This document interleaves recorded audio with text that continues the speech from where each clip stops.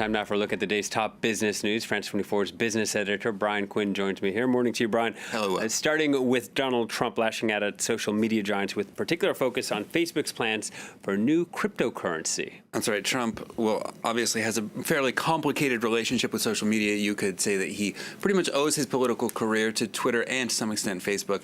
But Facebook's plan to launch its own digital coin, the Libra, has drawn the president's ire. In a series of tweets, Trump called himself, quote, no fan of cryptocurrencies, saying that Facebook's Libra will have little standing or dependability, and that if the social network wants to become a bank, it will need a banking charter and be subject to regulations. At a so-called social media summit at the White House Thursday, Trump told a gathering of friendly right-wing internet personalities he considers big tech to be biased against conservatives and that he plans to do something about that. Here he is. My administration to explore all regulatory and legislative solutions to protect free speech and the free speech rights of all Americans. Big tech must not censor the voices of the American people. Well, while Trump may have his issues with American big tech, that isn't stopping his administration from sticking up for the industry on the international scene. France's new digital tax plan was approved last night by the French Senate. It will levy a 3% tax on the French sales of any tech company with global revenues of more than 750 million euros and French revenues of at least 25 million.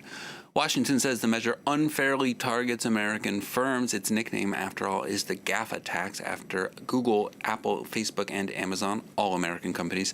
The Office of the U.S. Trade Representative has launched what's called a Section 301 investigation into the tax. Chief White House economic advisor Larry Kudlow says that could result in retaliatory tariffs on French goods.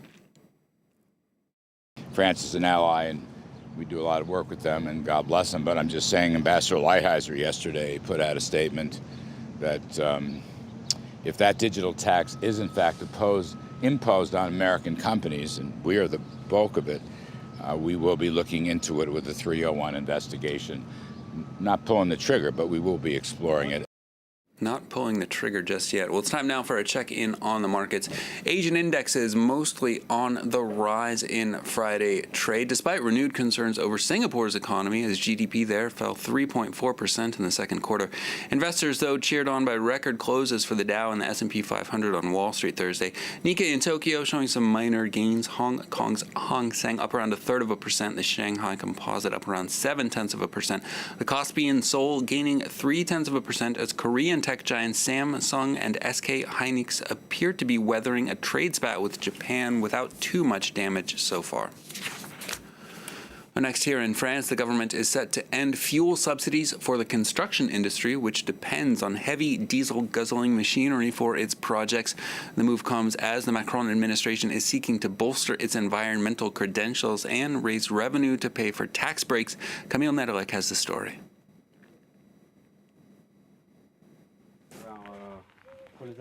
French builders are set to see their fuel bill go up.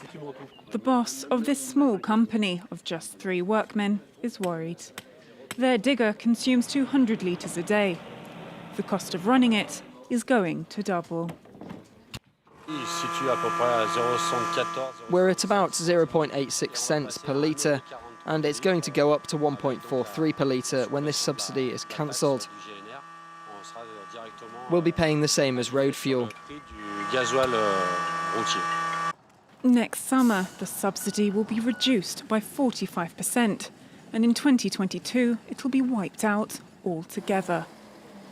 The original plan was to have a cliff-edge drop in 2018, but the government backed down.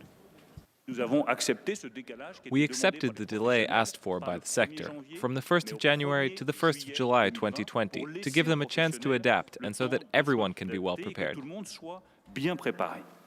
It's a measure specifically aimed at building and infrastructure.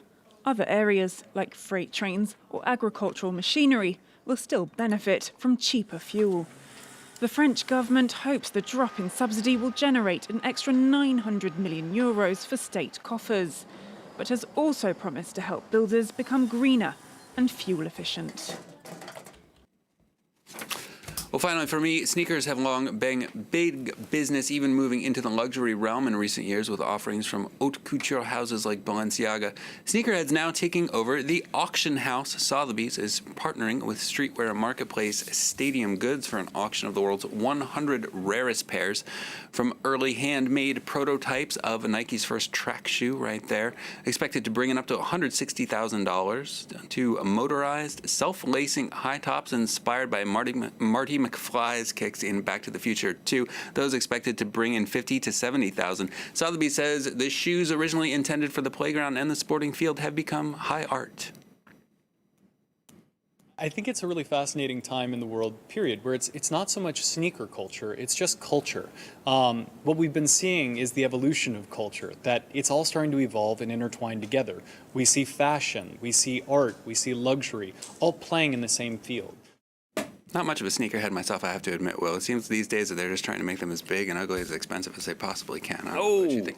We have a producer that's a sneakerhead in the gallery today. Uh-oh. But she doesn't have that Sotheby's money, I don't think, so she won't be bidding. Not if she works here, Will. All right, thanks very much, Brian. Brian Quinn with a look at the business